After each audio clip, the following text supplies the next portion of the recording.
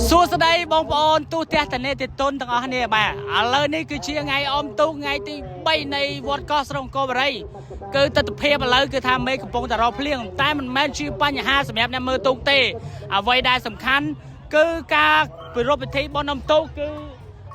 ទៅមុខដោយរលូនផងដែរហើយខ្ញុំមកវត្តកោះគឺជា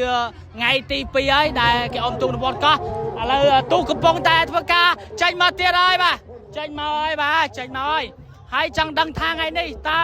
កីឡាកររូបណានឹងទទួលជ័យលាភីលើកពានបាទលើកពានហើយលោកកំពុងតែ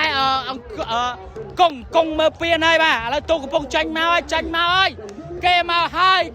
ហើយបាទគេមកហើយទូកស្រួលមើលទេតាកាលណាដល់កងពាន់យើងដឹងថាទូកណាទៅលឿនទៅយឺតហើយបាទអីយ៉ាខ្សែទឹកខាងក្រៅកំពុងតែវ៉ាមុខពីចង្អាមហើយតាមដងបាទអូបាទសំឡេងហូររំពងអូបាទមើលក្មួយខ្ញុំណោះហូរហើយបាទហូរដាច់បំពង់កចោលតែម្ដងបាទ